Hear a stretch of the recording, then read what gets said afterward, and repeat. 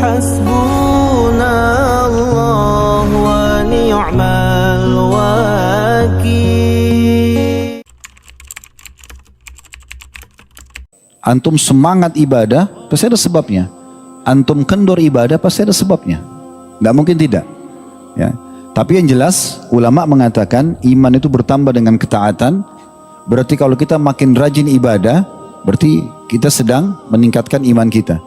Kalau dia kendor, berarti ada maksiat, karena dia berkurang dengan kemaksiatan. Nah sekarang si penanya ini muhasabah, introspeksi diri sendiri. Kira-kira dosa apa yang sedang dibuka? Ingat teman-teman, jangan pernah menganggap, oh dosa ini kan cuma dosa kecil, nggak bisa. Firman Allah SWT, Innallaha syadidul iqab. Allah sangat berat siksaannya. Itu maksudnya adalah bisa saja perbuatan, kalau kita kasih angka, perbuatan dosa ini angkanya cuma 1, hukumannya bisa 100, bukan 1. Jadi jangan pernah anggap remeh. Makanya kata Nabi SAW, orang mukmin itu kalau melakukan satu perbuatan dosa kecil, maka dia merasa seperti sebuah gunung besar yang akan menimpa dari atas punggungnya. Gitu kan? Beda dengan orang munafik, sebesar apapun dosa yang dia lakukan, dia hanya anggap seperti lalat yang hinggap di hidungnya lalu dia usir seperti ini. Orang mukmin itu khawatir sekali. Para salafus soleh sudah pernah kami jelaskan teman-teman sekalian. Kalau jalan kakinya kesentuh batu saja, innalillahi wa inna ilaihi rajiun. Ini dosa apa nih? Sampai kaki saya kesentuh batu. Lewat di sebuah tempat kecium bau busuk aja, innalillahi wa inna ilaihi rajiun. Istighfar kepada Allah. Nabi Daud AS Allah gambarkan dalam Al-Quran, Allah ingin uji, lagi duduk di singgasananya, Allah lempar bangkai. Langsung Nabi Daud AS sujud, tidak angkat kepalanya sampai wahyu turun, mengatakan bahwasanya itu hanya ujian dari Allah SWT, bukan karena dosa yang dia lakukan.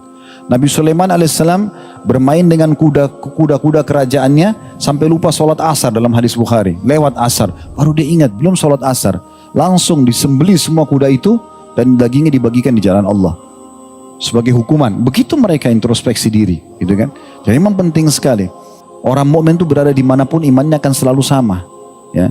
Karena dia tahu bagaimana kontrol dengan ketaatan, jaga dan jauhi kemaksiatan. Itu kata kuncinya. Kita berada dimanapun akan sama. Mau berada di negara kafir, negara muslim akan sama. Dan tidak usah selalu bersembunyi di bahasa, oh godaannya syaitan berat. Mana godaannya berat? Syaitan bisa keluar jelma di depan mata antum. Ayo saya cekik kalau kau nggak zina misalnya. Atau kita dirantai, dicambuk sama dia. Kan, syaitan cuma bisikin. Itu yang Allah bongkar dalam surah Ibrahim. Iblis akan khutbah nanti di neraka. Dan saya sarankan jangan dengar khutbah itu di sana. Di sini aja dengar dari saya sekarang. Saya sudah sampaikan. Dia sudah katakan, da'autukum fastajabtum li. Fala talumuni walumu anfusakum. Apa kata iblis hari kiamat? Allah sudah kasih bocoran dalam surah Ibrahim. Saya cuma bisikkan kalian. Kalian yang ikuti saya, jangan salahin saya, salahin diri kalian sendiri. Begitu kata iblis, luar biasa jahatnya, gitu kan? Di hari kiamat dia akan bicara begitu. Dan memang betul, dia cuma bisikin. Tadi kita mau sholat maghrib, kan bisa saja syaitan ajak supaya tidak sholat, atau misalnya menundanya. Tapi enggak, saya wudhu, saya mau sholat awal waktu, kejar saf awal misalnya. Kan syaitan tidak bisa buat apa-apa. Begitu lemahnya dia. Jadi jangan selalu berkedok sembunyi, wah syaitannya kuat nih. Kuat apa? Sangat lemah dan terhina sekali. Begitu antum merasa godaannya, apa kata Allah? Wa imma yanzagannaka minasyaiton nazghun fasta'id billah. Kalau sudah mulai syaitan nazak itu kayak mulai bisik, mulai ada godaan, antum sudah rasa cenderung kepada mengurangi kadar pahala ibadah atau meninggalkan, apalagi sampai berbuat dosa, pelanggaran. Oh syaitan nih, a'udzubillahi minasyaitonir rajim. Mudah Allah datangkan malaikat panah dia tuh, dirajam, gitu kan? Selesai, selamatkan diri antum. Gitu kan? Jadi kita kembali lagi, kalau ini saya harap penanya ini kembali kepada sebab, dia pasti tahu sebabnya. Kenapa dia futur? Kenapa dia merasa jauh dari agama? Kenapa di kampungnya atau di kotanya dulu dia rajin ibadah sunnah, sekarang dia tidak? Pasti ada sebabnya. Apakah sebabnya itu karena kepadatan kerja? Apakah itu karena komunitas teman-teman yang dia sekarang bergaul, gitu kan? Kita kan dia bisa tahu semuanya. Karena seharusnya orang mukmin tidak akan berubah dimanapun dia berada. Antum kalau sudah komitmen untuk menjaga itu akan terjaga. Para salafus saleh, mereka kalau ada di Madinah, dari para sahabat dulu, mereka di Madinah sholat malam, di kancah peperangan mereka sholat malam, lagi safar tiba di satu negara mereka sholat malam, tidak pernah mereka tinggalkan. Tidak akan berubah itu kalau orang mukmin. Antum di Jakarta sholat malam, antum safar ke Bogor, antum safar ke Bandung, antum safar ke Jayapura, misalnya antum safar ke luar negeri, tetap komitmen antum jaga. Memang sudah harus begitu. Ya, Allahu a'lam. Ya. Baik. Ini butuh mungkin dirincikan lebih dalam ya pertanyaan ini. Kalau saya renungi tadi apa yang dibaca, yang pertama adalah masalah utang. Kalau antum mengutangkan kepada orang lain dan sudah ada akad pembayaran, antum nggak boleh nagih sebelumnya. Ya, kita kan dalam hadis al-muslimuna ala syurutihim. Orang muslim harus sesuai dengan akad yang disepakati. Sekarang saya utangkan kepada Akh Ammar. Beliau mau utang 1 juta rupiah, saya pinjamin. Kapan dibayar, Mar? Insya Allah dibayar bulan depan, Ustaz. Misal contoh. Misalnya ini bulan Agustus, nanti akhir September akan dibayar. Saya nggak boleh tiba-tiba datang di akhir Agustus, bayar sekarang utang kamu. Nggak bisa. Karena sudah akadnya begitu. Itu dulu poin difahami. Terlepas daripada nanti Ammar pakai apa uang itu. Dia mau pakai bisnis kah? Dia mau pakai kebutuhan keluarga? Karena dia sedang utang kan? Kalau dia mengajak saya investasi, dia buka usaha nih. Misalnya kios atau apa. Ustaz ayo ikut nih, saya ikut sama-sama investasi. Nah di saat itu saya bisa intervensi, ya gitu. Karena ternyata uang yang tadinya untuk investasi kios, ternyata Ammar enggak dipakai untuk kebutuhan keluarganya, keluar daripada akad. Di situ saya boleh intervensi. Tapi kalau utang piutang, nggak ada urusannya dengan intervensi. Kita utangkan orang, kan gitu. Itu poin dulu. Dan kita cukup mengejar keutamanya. Yang kedua, masalah dia melakukan kemaksiatan. Antum dapat dari mana dia berzina ini? Informasinya dari mana? Hati-hati, bab zina ini, menuduh orang berzina ini bahaya sekali, ini berat. Sudah tahu belum? Kalau kita menuduh orang berzina, harus kita datangkan 3 orang yang lain selain kita, melihat orang yang sama, di tempat yang sama, perbuatan yang sama, di waktu yang sama. Kalau yang 3 lihatnya di hari Selasa, yang satunya lihatnya hari Rabu, nggak bisa klop saksinya. Kesaksian 4 orang ini sama semua kesaksiannya, barulah si pelaku zina ini dihukum gitu. Tapi kalau tidak, misalnya cuma 2 orang yang berikan kesaksian, bisa-bisa 2 orang ini yang dicambuk. Saking luar biasanya Islam menjaga, jangan sembarangan ngelapor-laporin orang. Nah, gitu. Kalau ada orang berbuat dosa, kita tahu depan mata, udah kita nasihatin dia. Nasihatin dia. Ya, doakan supaya dapat hidayah, gitu kan? Itu seperti itu kita lakukan, tapi bukan malah kita menjadikan sebuah permasalahan. Baik, bagaimana mensinkronkan sekarang uang yang utang tadi ini dengan uang yang dipakai untuk berzina, kalaupun betul dia pakai berzina. Antum tetap kembali kepada akad antum utang piutang. Kapan dia mau bayar, yang sudah disepakati itu yang dibayar. Pisahkan ini dengan dia gunakan untuk berzina. Kalau ini betul terbukti dia berzina, di sini tugas antum nasihatin. Bukan minta uang antum. Karena saya yakin kalau dia pinjam uang untuk modal, nggak mungkin misalnya 10 juta semua dipakai zina habis. Pastikan dia pakai sebagian, bisa juga dia pakai dari uangnya. Bisa juga dia cuma pakai dari marginnya. Belum tentu dari uang antum kan? Udah, antum jalan sesuai dengan akad awal, cuma nasihatin dia. Ini saya lihat kemarin kamu berzina, misalnya kalau betul-betul dia lihat. Ini haram dalam agama. Saya tidak mau dan saya tidak ridho kalau uang saya sampai dipakai untuk itu ya. Oh enggak, saya enggak pakai uang kamu kok. Ya sudah. Tapi nanti sesuai dengan akad. Nanti akadnya ingat ya, pembayaran di waktu ini misalnya. Nah seperti itu. Jadi kita harus bijaksana ya. Jadikan setiap pelanggaran saudara kita muslim ajang pahala buat kita. Teman-teman, kalau semua pelaku maksiat kita cuma tahu perangi, musuhi, lalu siapa yang selamatkan dia dari genggaman tangan iblis? Semua orang muslim yang lagi terjerumus dalam dosa ini sedang ditarik tangannya oleh iblis masuk ke neraka nih. Dan kita lihat, kita mau biarkan musuhi dia sampai dia makin parah masuk ke neraka, atau malah kita selamatkan segera, rangkul dia supaya jangan iblis tarik tangannya. Doakan, nasihatin, berikan masukan. Siapa tahu 1-2 kata yang kita sampaikan menjadi penyebab hidayah. Tidak usah pikir teman-teman bagaimana orang dapat hidayah. Tugas kita hanya menyampaikan. Masalah dia dapat hidayah atau tidak itu nggak penting. Tidak ada masalah dengan itu. Itu nanti urusan dia sama Allah. Yang penting kita sudah ada upaya untuk memberikan masukan. Ya. Ini yang jadi permasalahan bagi penanya. Karena dia mengurung rezeki di uang, di materi. Selama itu di benak antum, ini akan sulit. Karena bagi antum, kapan punya mobil Mercy, kapan punya rumah di Menteng, kapan punya pakaian bermerek, dompet bermerek, nah ini baru rezeki. Tapi kesehatan, pasangan hidup, ketenangan jiwa, semua antum lupain ini. Ini keliru. Rezeki itu teman-teman sekalian definisinya sederhananya adalah semua yang bisa membuat roda kehidupan kita ini berjalan. Itu rezeki. Ada orang yang memang Allah bukain pintu uang, ada. Ada juga orang yang Allah tidak bukain. Tapi dari satu sisi Allah kasih dia banyak rezeki. Banyak rezeki. Ada pengalaman begini. Salah satu jemaah umroh kami dulu, rahimahullah, beliau meninggal. Dari Lombok asalnya beliau, pernah umroh sama kami. Kadang-kadang kalau ke Jakarta beliau sering datang konsultasi. Saat waktu dia datang, waktu itu restoran kami yang Allah amanahkan ini masih di Kalibata City, belum pindah ke Condet kayak sekarang. Dia datang, pas restoran sudah mau tutup, konsultasi. Ternyata dia bersama satu temannya, turunan Chinese tapi orang Katolik. Partner bisnis dia. Ngobrol lah dia seperti biasa, jemaah ketemu sama ustadznya, nanya macam-macam hukum. Masalah rumah tangga, masalah hukum jual beli, masalah segala macam. Dari mungkin 20 pertanyaan yang dia tanya, terus saya jawab. Yang teman kita Katolik ini yang dengerin, gitu kan. Dia duduk di sebelahnya. Saya juga nggak perhatiin dia karena saya fokus menjawab pertanyaan saudara kita muslimin. Setelah selesai dia, saya tanya, masih ada pertanyaan? Dia bilang sudah tidak ada. Tiba-tiba yang Katolik ini bilang begini, Ustadz, saya boleh bertanya nggak? Saya balik ke dia, ini orang non muslim, dia mau nanya. Saya bilang silakan kalau mau nanya. Tapi saya jawab sesuai dengan hukum Islam. Dia bilang nggak apa-apa Ustaz, karena apa yang ditanya sama teman saya hadapi juga.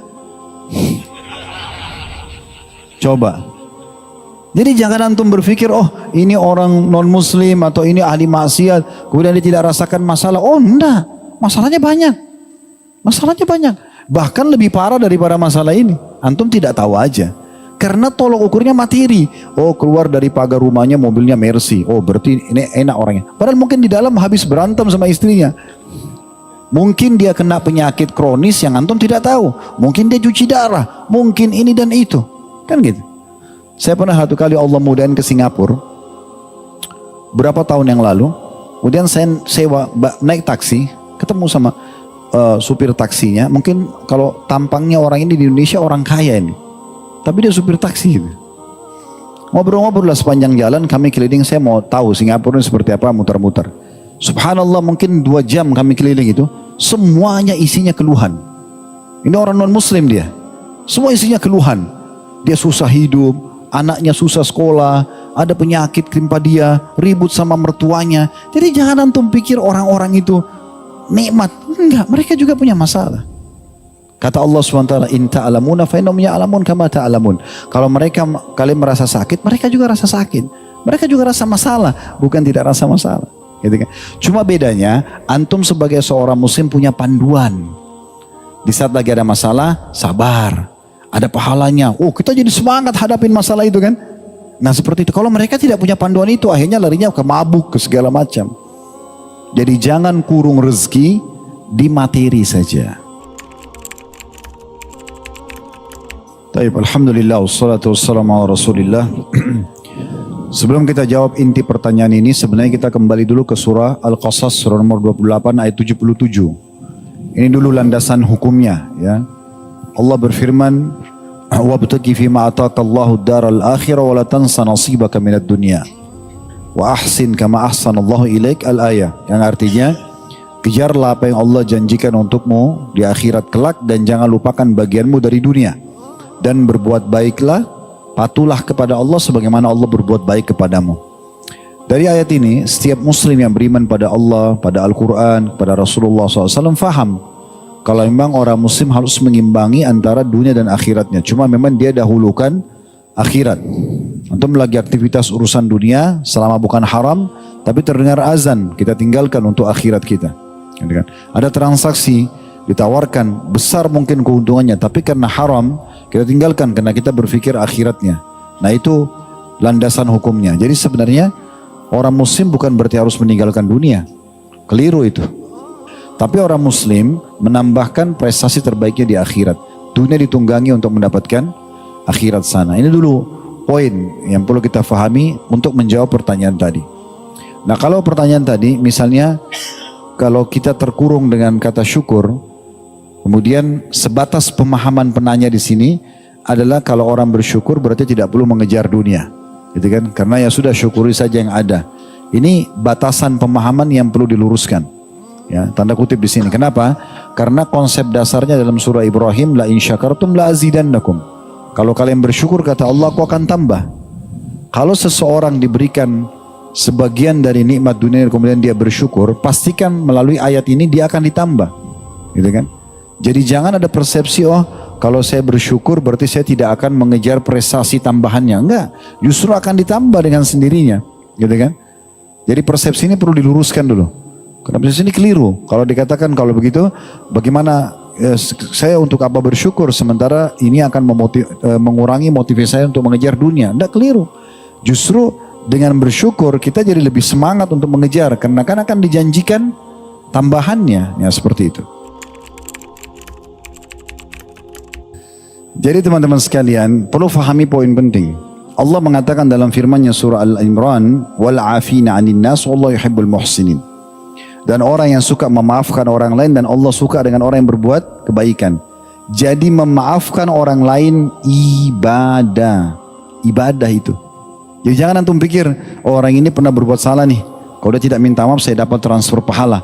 Kalau dia tidak minta maaf, ya, kalau dia tidak minta maaf, saya dapat pahala. Kalau dia minta maaf, berarti saya tidak dapat transfer pahalanya. Memang antum tidak dapat pahala dia, tapi antum dikasih pahala besar sama Allah. Karena memaafkan sendiri ibadah. Mana yang lebih baik? Dari sisi besarnya kadar pahala nanti didapatkan. Apakah dengan memaafkan orang, atau dengan kita membiarkan dia tidak minta maaf atau memaafkan dia, kemudian kita panen pahalanya hari kiamat, lebih besar yang pertama. Itu beranjak daripada hadis yang masyhur, hadis Abdullah bin Amr bin As radhiyallahu anhuma, yang Nabi SAW menunjuk akan masuk dari pintu ini ahli surga. 3 hari berturut-turut orang yang sama ditunjuk. Maka Abdullah bin Amr bin As penasaran, sengaja jadi tamu di rumah orang itu dan mau tahu orang ini buat apa sih? Kok 3 hari Nabi diamin masuk surga? Padahal orang ini bukan sahabat yang sering kenalan sama orang, interaksi, sholat pulang, gitu aja. Jarang sekali dia interaksi sama orang-orang secara umum. Maka setelah tidur di rumahnya malam hari, dia terbangun tengah malam, dia berdoa, tapi dia nggak sholat malam. Bukan, maksudnya nggak semalam suntuk. Menjelang subuh, dia baru sholat. Sholat subuh iya.